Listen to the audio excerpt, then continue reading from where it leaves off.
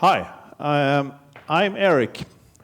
This is my farm where my family has, out on the peninsula at the north end of Öresund, where my family had this farm since late 1600s. And I'm not a farmer, apparently, or I might be, but I'm allergic to everything that grows and everything that has fur. But I enjoy that we have this land and a neighbor farm it, and we have some events sometimes. Not as often as I would like, but this was 400 people from the Association of Swedish Graduate Engineers that showed up on a Sunday afternoon. I especially enjoy both the mopeds, the veteran bikes, and the 12-ton locomobile from 1918. With extra equipment that they put on a Harry Potter whistle.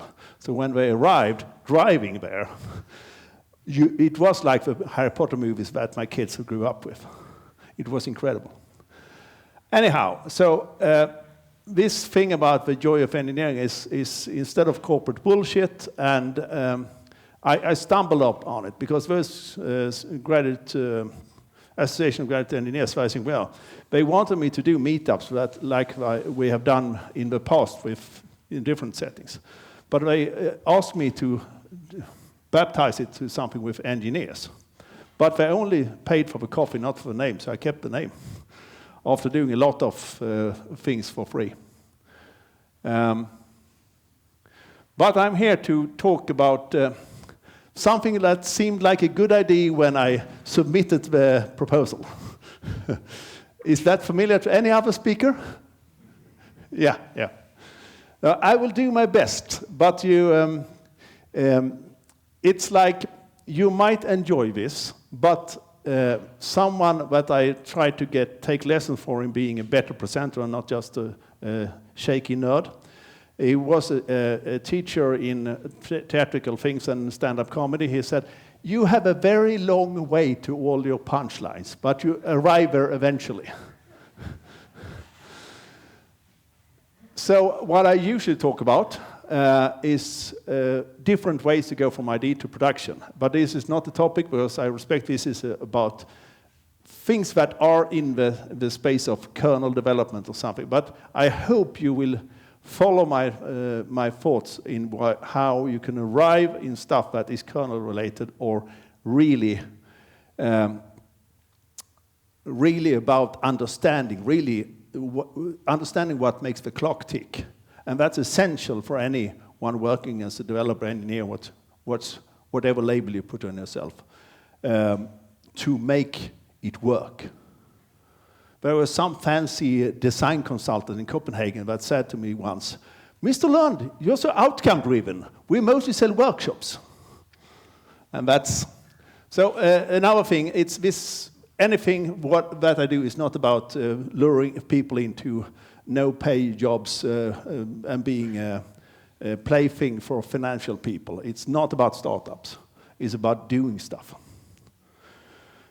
And I talk about how to build things on your kitchen table, but having the same open source stuff as things that doesn't cost you to have around, and be skilled in that so you can send off something that is useful, even if it's for a daycare center or something, to a factory, because you can't do many items on your own. So this is... Oh, by the way, some people, we had this speakers gathering on Monday evening, and some people said this was very interesting, at least to them. We hope to get Andrew Bunny Hung for a conference this fall, and he has agreed, but I said, I need to get the people that have the big bucks to pay, and that's not ready yet. Because otherwise, I've done a lot of stuff where I am the biggest sponsor. I can't be that with someone who needs to fly in and so on. But in this case, it's about his work on how engineers can have a way to see if an IC is fake or tampered with. You remember maybe the thing in Israel, Palestine, where after leaving the factory, something was doctored and it became a weapon. Regardless of if it was good or bad, this is what Bunny puts on every engineer's desktop. If you have a lab, you can do it yourself. You don't have to buy anything. But it's a method, much like you see these colors on this. You can't see the structure, but you can see the shifting colors. And he put that into a method with video cameras and different light sources, so you can do imaging and figure out what's inside IC. Really cool stuff. We hope to have him as early as possible in the fall, but it's late September or later, and it will be in Science Village between ESS and Max 4. And we will also somehow include either tiny tape out or the local university stuff about chip design, because that's the other thing that's where people don't talk to engineers. They have this fancy thing about big research facilities and funding and so on. But our goal with this event is to put things into the hands of engineers, so then their bosses can make up their mind of if they should invest about. So we bridge the gap. But back to our regular programming. This is something I just found. I don't know if you guys know Jay Carlson, fairly good presenter. This was all ARM. And of course, I forgot my bag with Chinese RISC-V boards. I'm so sorry. I have a few of them. But even Raspberry folks, even though they have investment from ARM, they released RISC-V in their RP2350, and but it's like many of the Chinese silicon, it's a combined ARM and RISC-V. Oh yeah, of course. I should mention that I will take that class myself. There's a free class, it might be overbooked by now, to spend 3 days, June 10th to 12th. That's if I can get this thing to work, to mark it, no problem not. In the middle. So LTH, the university, give a class, they will do it again, where you, with only open source tools, design a RISC-V core in 3 days and learn about the open source tool chain. You end up with an FPGA, not with silicon. That's the difference with tiny tape-out. And I also specifically asked them, because of this talk, are you going to boot Linux on it? But they made the choices to go deeper into the tooling. For now, they could pull off a design that you could boot Linux off in 3 days, but it wouldn't be as much a teaching or a learning experience for the participants. So that's where we are now. It's not just, and my point, other than the kernels, is that if you know about kernel stuff, you can be gratified, because I stumbled into this in 2021, 2022. I need to do stuff with, this is one of my designs, where I only use open source, KiCad and so on.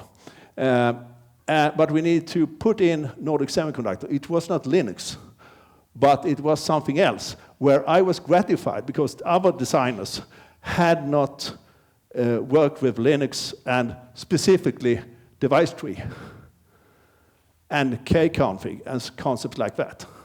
So a lot of people who don't do Linux, they get confused by all that. But it was a happy experience for me, because I had this thing, I need to bring up this, I had some problems.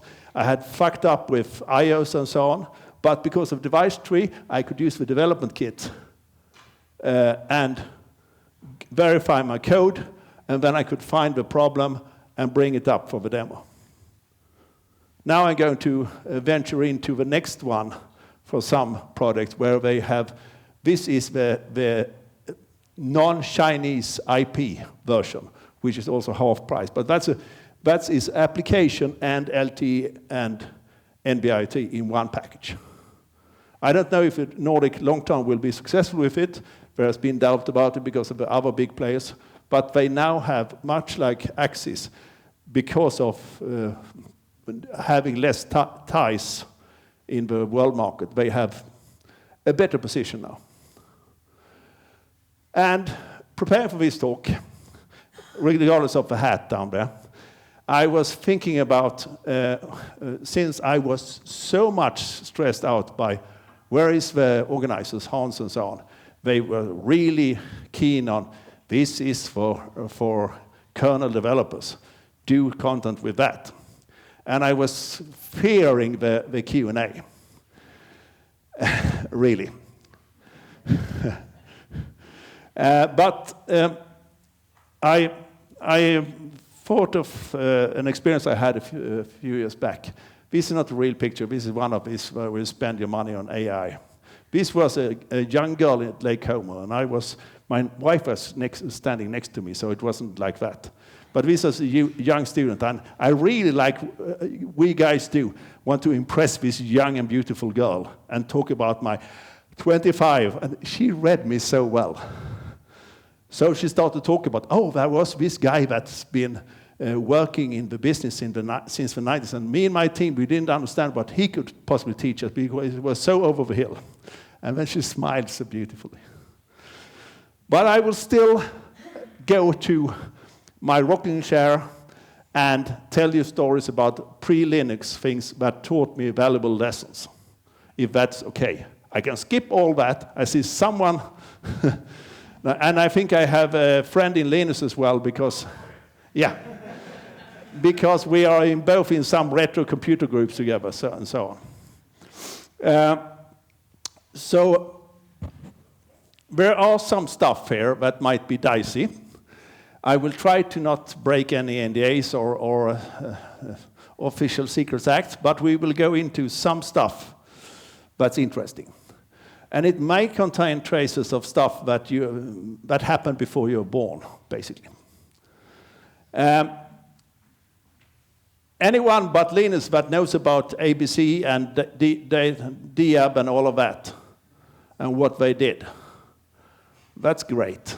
Because this was the fruition of a long journey where they got support for doing a Swedish computer. That's not it, but they could then revamp it into a successful ABC 80 and ABC 800. And in 10 years, it became the phenomena and went away, or less than 10 years, I would say. So about 86, 79 to 86 was full with 2 generations, and then it was gone.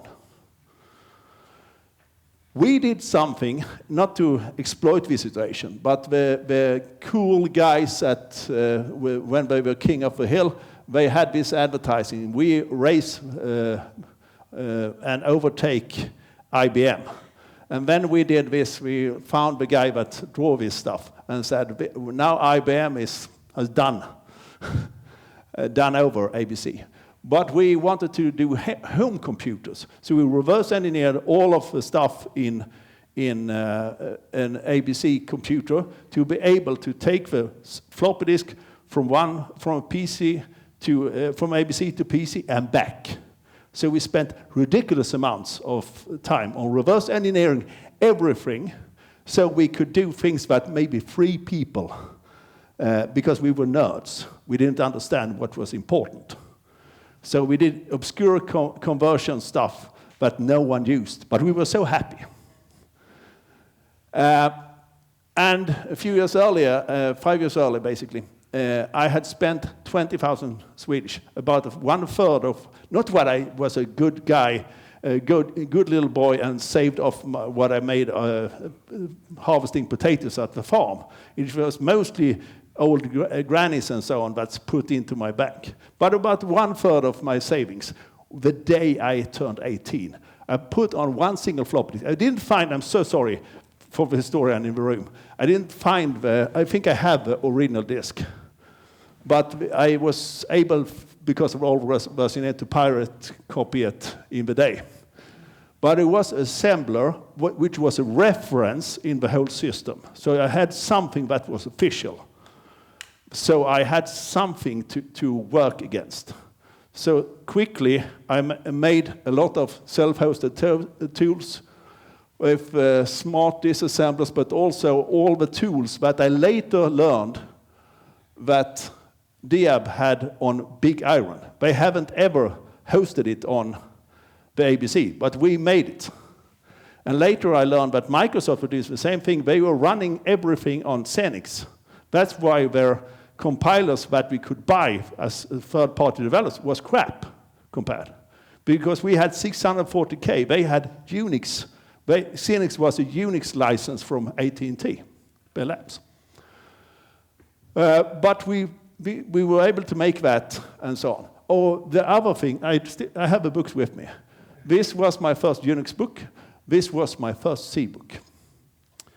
And in 1990, we were so geeky into how to understand what the compiler generated and so on. So we discovered that the Ball and C++, which was the thing to use, made buggy code. And I'd undertaken, because now Capgemini, then Cap, with 40 people, they had failed to build the car engine production system. And they called me, that was a subcontractor, can you help us? That's where I started to lose hair. In 4 months, we needed to automate the thing. Otherwise, Saab had to hand-build their car engines for all the new cars. Then I became some kind of associate with Borland because they appreciated our work. And I became last-line support for C++ for Borland Scandinavia. If they fucked up in Sweden, they fucked up in Scotts Valley, where the main office, they sent customers that mattered to me. And they were often angry, but sometimes I got some business out of it. I didn't get paid, I only got shitloads. I still have shitloads of Borland pre-release stuff in the basement. That's how I was paid, but sometimes I got the client. A little bit later, I got into, because I'm a book nerd, and I was maybe the single customer at Databookhandeln that had bought most books, at least as a one-man little company. And they needed to move on, and they needed to have a board and so on. I ended up at the board, but I was the hardest working board member because we were going on the internet bookstore. Bookers had spent hundreds of millions maybe. Adlibris spent tens of millions, but this little company spent millions. But it wasn't just, I couldn't resist that Databookhandeln 1999 and Space. This is one of my favorites. Anyone like Space 1999? Mombas Alpha? Great. We ventured into this because it was so expensive. We had to make do with what we had. So we went into something that I now realize was, or at least the author claimed that he was key in helping people discover that you could run Linux on very small systems, because this was a 1.44 megabyte diskette that could boot Linux, and you could make a firewall with this and have a system without a hard disk, often a hand-me-down PC, and you could save a lot of money from not buying Cisco, basically. So we had this, because these guys had made internal systems with Microsoft Basic, Visual Basic or something like that. So they wanted to have Microsoft in the middle, but at the time it was crap security-wise. So we had to have a wall with Linux Rotor Project, and then we had Debian for mail. Otherwise we couldn't manage it. At the same time I heard from Axis that or I think it was Ericsson, that when they shifted from Linux or Unix to Microsoft, they had to hire a lot more IT staff just to maintain it. When I started to work with Linux here was because we had a guy that our friends at Axis really appreciated. But in order to get him to finish one configuration of a firewall, I had to lock him into my kitchen and feed him with pizza and cigarettes through the door in order to get the thing to ship. And then if you have ever encountered Jeff Gerling, who sells these T-shirts, it was like that for a time. He's doing stuff with Raspberry Pi and getting PCIe stuff to boot on that, and printed these T-shirts and sell them. But back in the day, it was my daily life. No, I'm not a professional kernel developer. It's not like that. But if you're not that and you need to do all these reconfigurations, that's interesting. We ran things that, well, some of the companies that we work at was part of. And this was 1997, in my case, to 2013. It was because Department of Defense had wanted to evaluate where the biggest buyer of systems, computer systems and systems in general. And they wanted to weed out the bad suppliers. So they asked Carnegie Mellon University to make a grading scale from chaos, level 1, to order where you can adopt in a long project new technologies and not be out of fashion once you deliver. But to their horror, all suppliers, including Boeing, was level 1. So spin became something in the US and later in some other parts.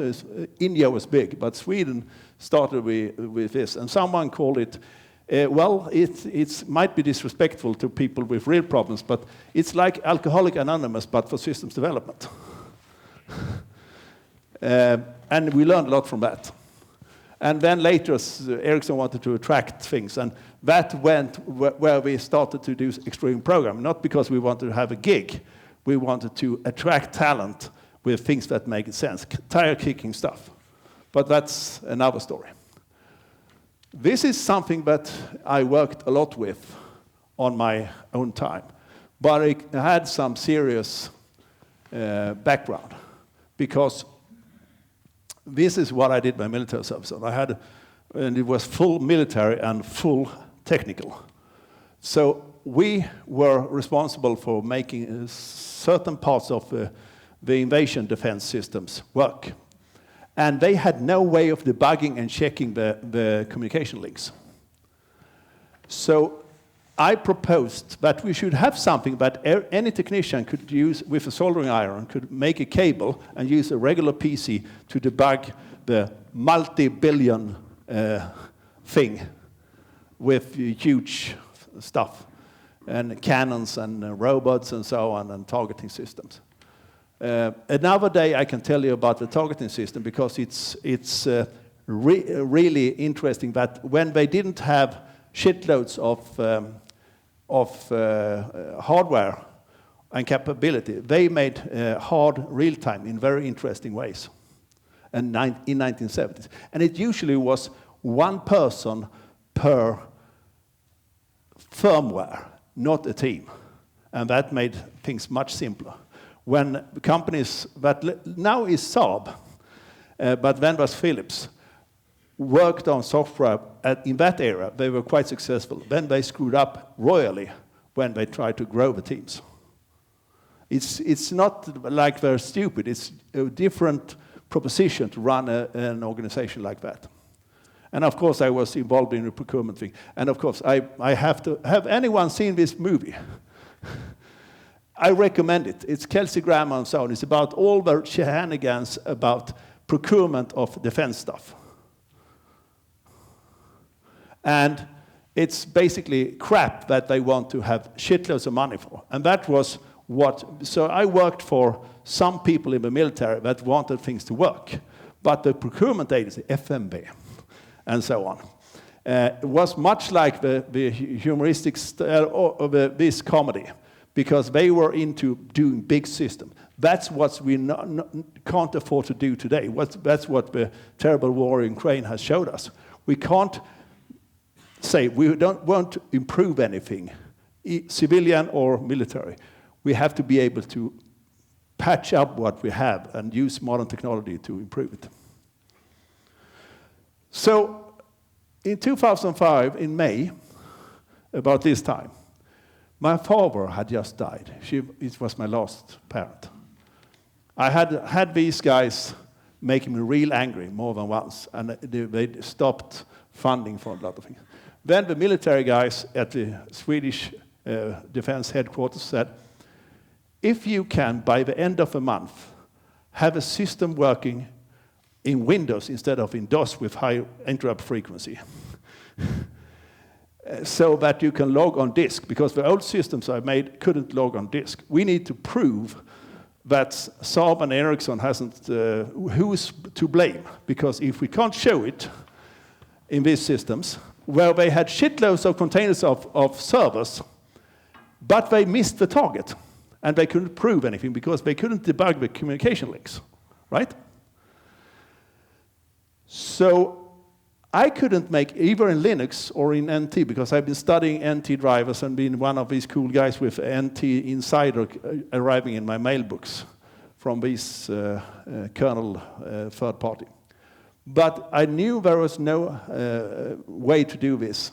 So I bought some high-performance gaming laptops, Acer Ferrari, and hooked up a signal generator and a two-channel oscilloscope. And then I could learn what, in this case, it was Windows. We needed graphics and so on as well. The step response of Windows. I recently met with an old-timer from Microsoft and said, it was very nice that you could do that, because they had just released timing APIs that made it possible for me to get a timing reference, so I could do a user space, high performance, sampling, oversampling application that really worked. And then we could encapsulate the old interrupt stuff with DOS and what you would see in any kernel, and run it, simulate that we were doing these timed interrupts. But by having time references and with this oversampling, and this knowledge from just an old signal generator and a two-channel oscilloscope, I could avoid that I couldn't deliver. They told me, you can charge 2,000 less than the limit for public procurement. What I didn't know, that by the end of that May, they were due to pay out 1.8 billion Swedish, if they couldn't prove it. So they made a good deal, even though I had a little bit more pay than I was used to. So my point with this is there is ways, usually, to solve a problem, that sometimes you need to have the constraints that makes you discover things. Otherwise, you assume, I need to make all this stuff. No disrespect to kernel development, I love it. But sometimes you might be able to do something that at least proves the concept with this kind of research, but only if you're faced with a challenge. Meanwhile, we got to the farm. I dabbled with Linux do you know what the slug is? NSLU2. Netgear made this little ARM stuff that was supposed that it could connect a USB hard drive and have an early NAS. But the real market, I saw a hand up there, was that everyone wanted to reflash them because someone had hacked the binaries, so that you can run from a USB stick. I didn't find a picture with that on. I think I threw away all of mine, because even though I have 140 cubic meters of storage in one of the barns, temperature controlled, my wife nags me that we have too little space. Yeah. So this controlled our home-built irrigation systems and some other stuff, talked to our heat pumps and so on in 2005, 2006. At the same time working at Ericsson, I wanted to look at because I was worried even before the cloud about rack or blade servers, because developers started to allocate a lot of resources without thinking about performance. So how could we, in a playful way, make them interested in working with limited resources and maybe Linux and so on. So that's why I looked into BeagleBoy. At the time, this was €200, $200 basically, or more. And it was, in this case, Texas Instruments that wanted to promote their chips, but also ended up in phones. Meanwhile, I built a little server room, still the only air-conditioned room in the whole farm. And someone was overexcited at the Stuxnet, CityNet thing. So they provided me with 8 fibers and 100 amps of, because they thought I was building a server hotel, but I wasn't. But I still have 2 racks, and I still refurbish and upgrade and do stuff. But even if you get a hand-me-down server from, like friends did, I still need to buy 2 terabytes of current RAM to make any use of, even if you don't buy the hardware. But those boxes I built, but they are retired by now.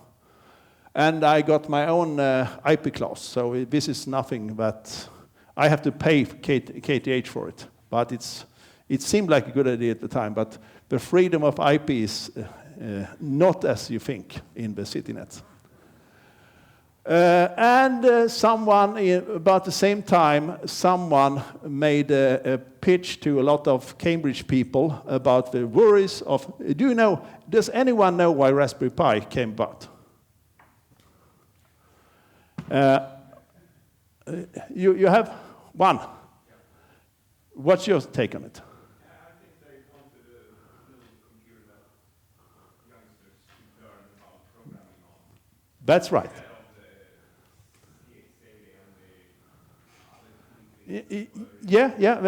You're close, but no cigar.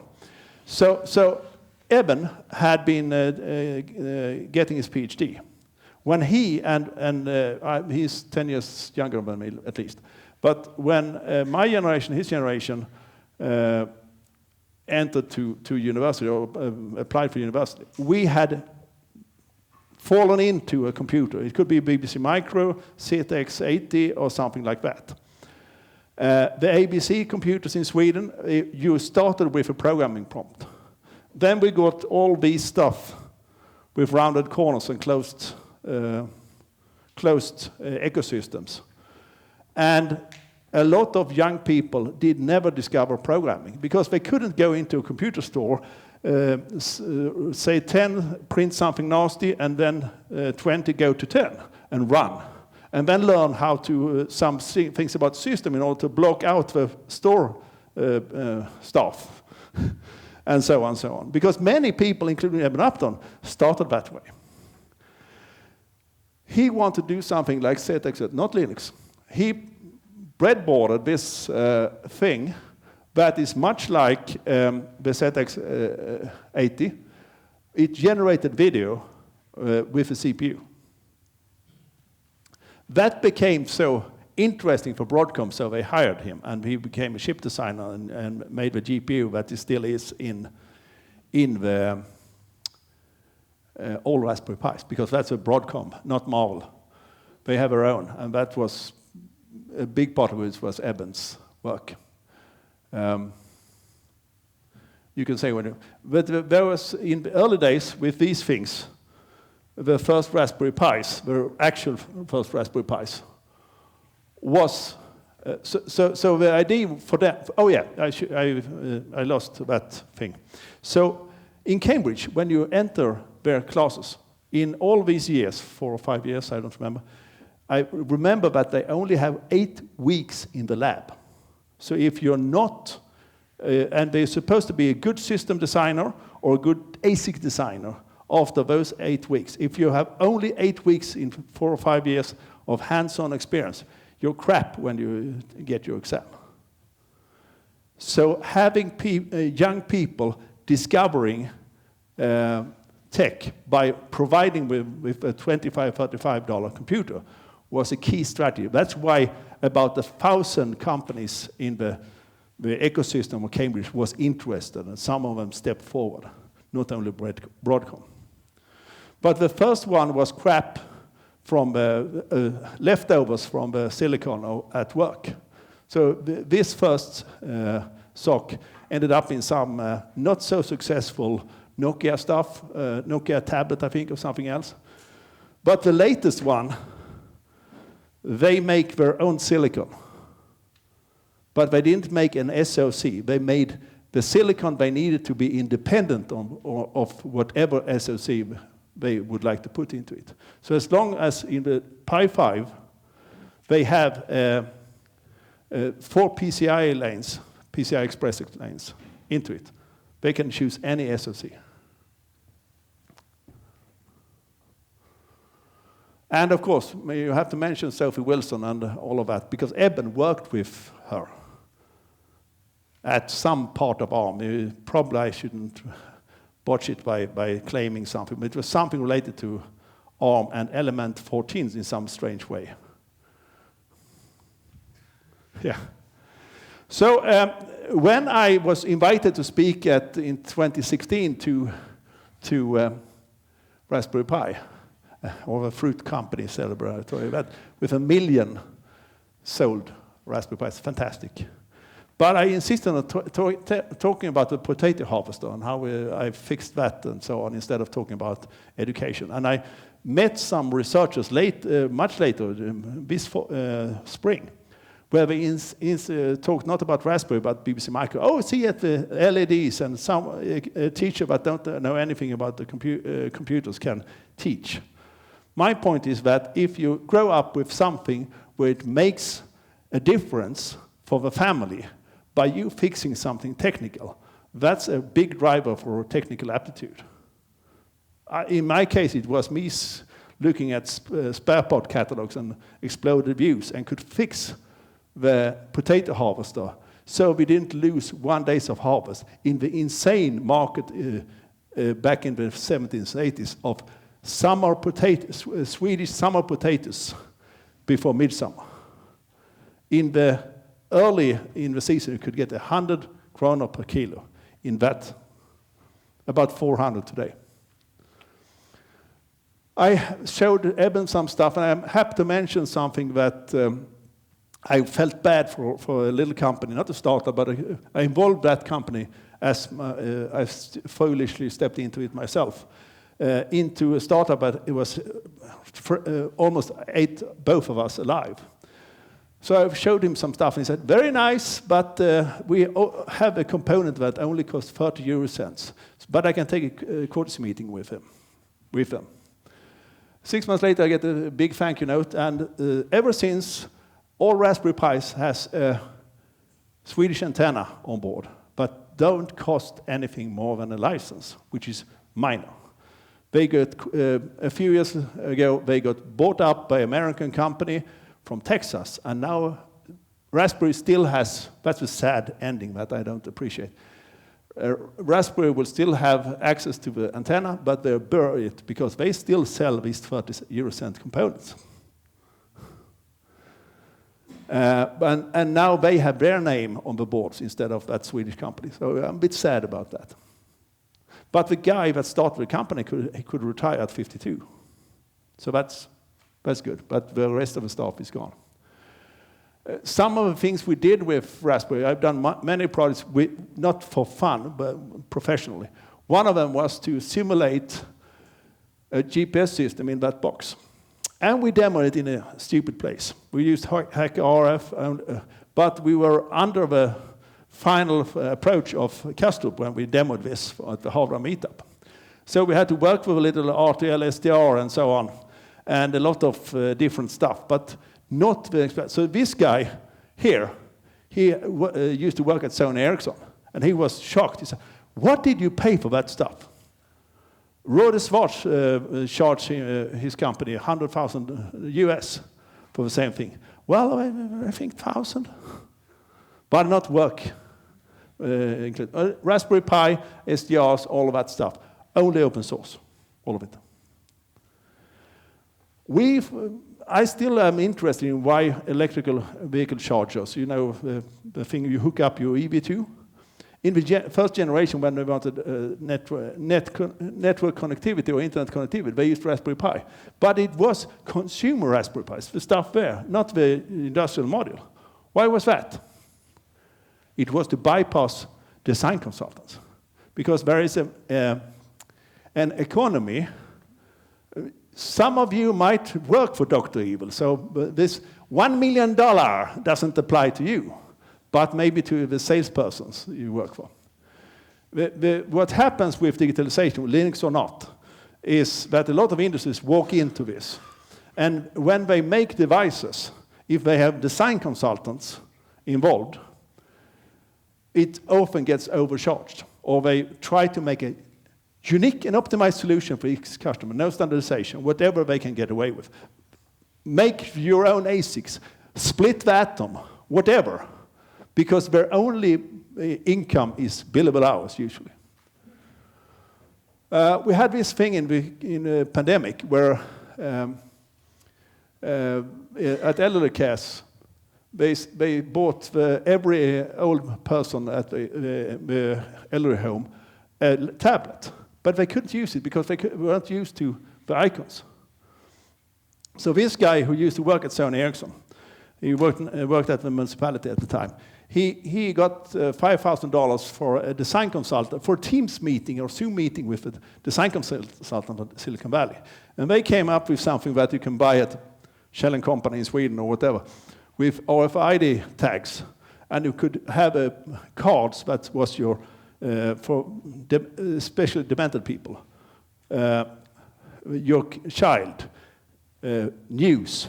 And they push it up on a breadboard and so on.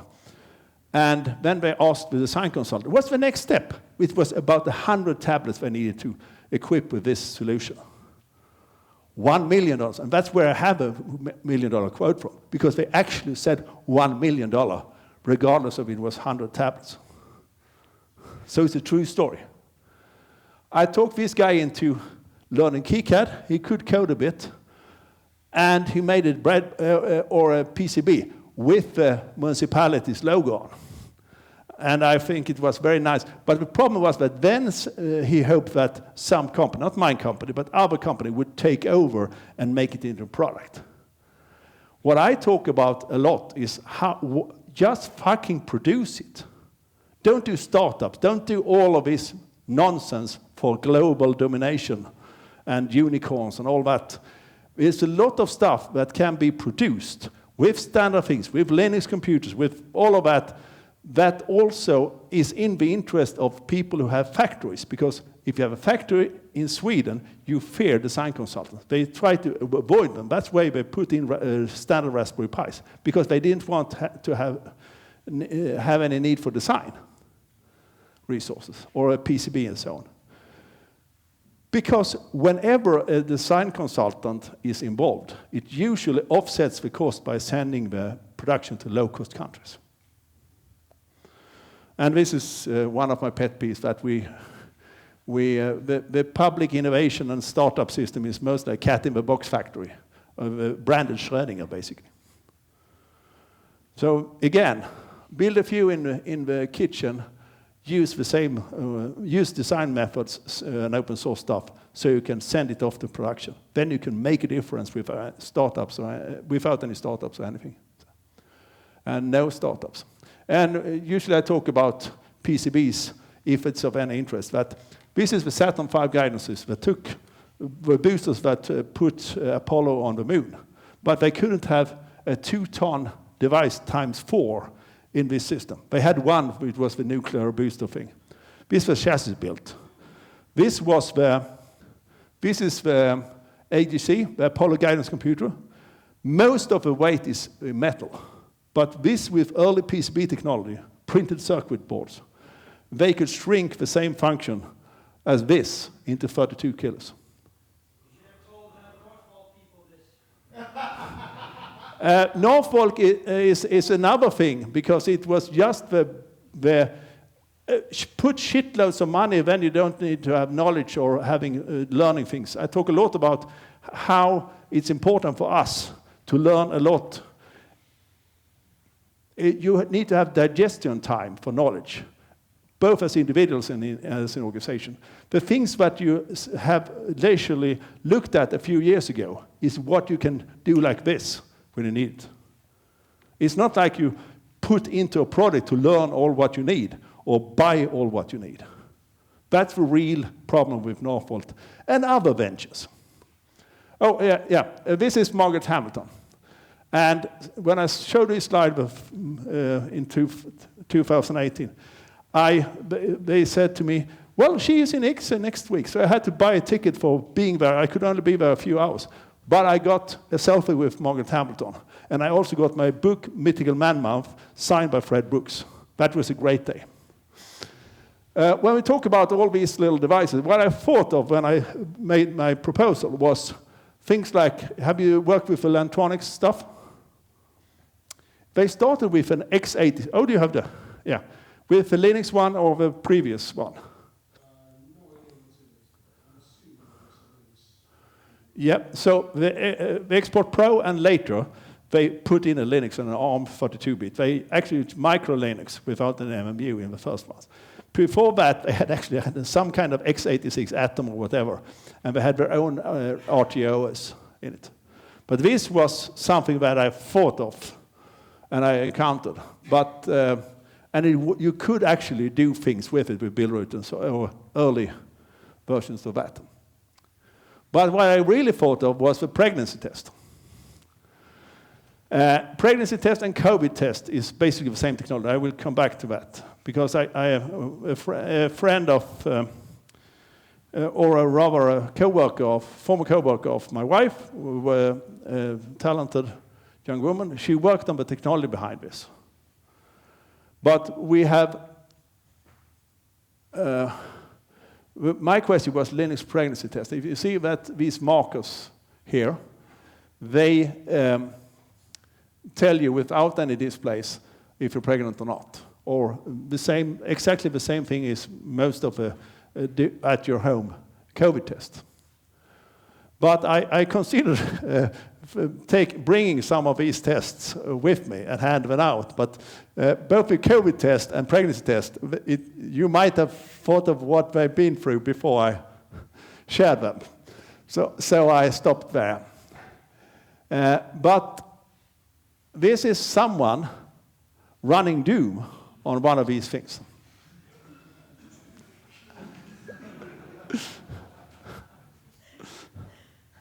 It's not what you think, but it's definitely not Linux.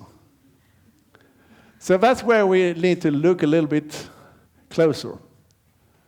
And we look a little bit closer, it sounds like that, and this is just a blob, the plastic things, really low cost, where you put the CPU under and so on, and under or any silicon under a plastic blob, so you don't have a chip, you don't know what is in it. But it's basically a photosensor and so on, and the technology is like this. This is just a wick it's treated with. So you put the sample, whatever sample it is, a spit or something else, in that end, and it progresses much like when you have a lantern with kerosene or even a candle. When it progresses and it encounters some agent that binds antibodies, and then you have a control line that always lights up, and then you have an indicator line that reacts if there is a particular thing. So what they put in was a photosensor and processors and all that crap in order to make it sound more believable. And I got aware of this when during COVID, where you needed to find these self-tests. And these really expensive ones was available, but not the cheap ones, right? But there is a twist to this plot. It could never run Linux. It couldn't not even run Doom. Because this guy wanted to do a cool YouTube video. So he basically hacked the display and run something else, and you never see the whole device. But one of these myths I've encountered, that Linux must be able to boot on this because they could run Doom on it. So that was a disappointment. Anyone have a heat pump? Anyone work with some heat pump provider? I see some. Yeah. You connected to Raspberry Pi. No, the manufacturer supplies Raspberry Pi as cloud. Which one is that? DVI, Finnish. Yeah, okay, interesting. Is it the consumer version or the? I think so, Yeah. Same thing again. I have some industrial versions with me if you're interested. I haven't seen them. But if you have I've used the Bosch version, but for some reasons that has nothing to do with Bosch, but with a terrible retail chain, I switched brands. And then I The old one was, the old Bosch one, IVT, was 8051 NXP, or before NXP based. But this was interesting because it had this open source license list and so on. And when you get these nice update notes, you can download a firmware, and then you can use some tools, and you can figure out stuff. And since this is recorded, I shouldn't say too much, but if you're interested, you can do that. It can be a nice exercise to test AI with Ghidra, for instance, or whatever your favorite radar or Ninja, whatever you want to use. So DKIX is a good, if you happen to stumble upon some firmware you want to analyze, and you want to play with the latest Claude and so on, DECYX is a nice integration. I think we need to wrap up for lunch. Sure. I need to do one thing. Some of you might have done this. You aware of that? Yeah. I got it, but I could boot the x86 on my iPad first. I have one thing left. And of course, if you look at, I don't want to have these devices running. You might be, and Fabrice Bellard was something we talked about. And if you know him, if you don't know him, look into it. It's the guy behind the QM and so on. And the Linux PDF is the other thing. But it's basically the same thing. So now we're booting Linux in a PDF. But it's basically the same thing. But it runs in a browser. You can't, as far as I know, you can't pull it off in Acrobat. And then it's questions. We need to. I think we can take the questions of the lunch, sure, perhaps, sure. because we need to be back in 1 hour. But sure. 1 hour, and then we'll be doing the afternoon segment. Thank you. Thank you.